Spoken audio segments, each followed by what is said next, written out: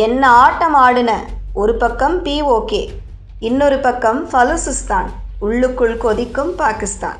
பாகிஸ்தானில் இப்போது மிக மோசமான நெருக்கடி நிலவி வருகிறது. ஒரு பக்கம் பலுசிஸ்தான் தங்கள் தனி நாடு என்றும் பாகிஸ்தானுக்கும் தங்களுக்கும் தொடர்பு இல்லை என அறிவித்துவிட்டது. இன்னொரு பக்கம் POK பகுதியில் பாகிஸ்தான் அரசு மீதான வெறுப்பு அதிகரித்து வருகிறது.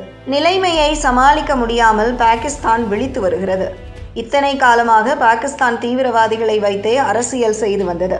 அண்டை நாடுகளுக்கு தீவிரவாதிகளை அனுப்புவது உள்ளிட்ட மோசமான செயல்களை செய்து வந்தது. ஆனால் இப்போது பாகிஸ்தானுக்கு திரும்பிய பக்கமெல்லாம் பயங்கரமான அடி விழுந்து வருகிறது. இதனால் பாகிஸ்தான் செய்வதறியாது விழித்து கொண்டிருக்கிறது. ஒரு பக்கம் பாகிஸ்தான் ஆக்கிரமிப்பு காஷ்மீரில் ஷெரீப் அரசுக்கு எதிரான போராட்டங்கள் தீவிரமடைந்துள்ளது. ஒரு மாதத்தை கடந்து இந்த போராட்டம் தொடர்ந்து நடந்து வருகிறது. போராட்டத்தை ஒடுக்க அங்கு செல்லும் அத்தியாவசிய பொருட்களை ஷெரீப் அரசு முடக்கியது. இருப்பினும் அது ஆக்கிரமிப்பு காஷ்மீர் மக்களுக்கு மேலும் கோபத்தை ஏற்படுத்தி போராட்டத்தை தீவிரப்படுத்தவே செய்துள்ளது.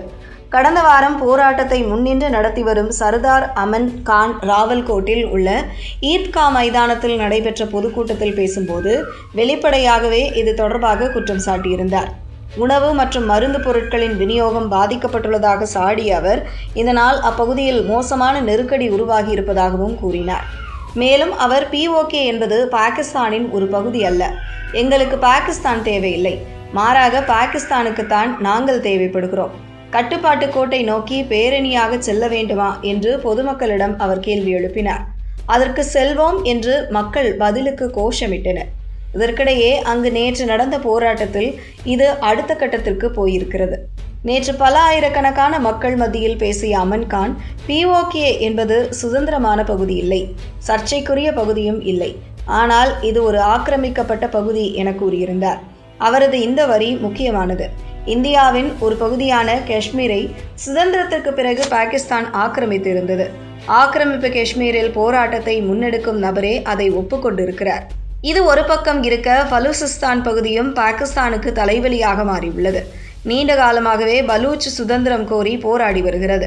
இதற்கிடையே பாகிஸ்தானில் இருந்து பலுசிஸ்தான் சுதந்திரம் பெற்றுவிட்டதாக பலூச் அரசியல் ஆர்வலர் மிர் யார் பலோச் நேற்று தடாலடியாக ஒரு அறிவிப்பை வெளியிட்டார். இது தொடர்பாக அவர் தனது ட்விட்டரில் பலுசிஸ்தான் மக்கள் முடிவெடுத்து விட்டனர். பலுசிஸ்தான் என்பது பாகிஸ்தானின் ஒரு பகுதி இல்லை. உங்கள் அராஜகத்தை உலகம் இனியும் அமைதியாக வேடிக்கை பார்க்காது.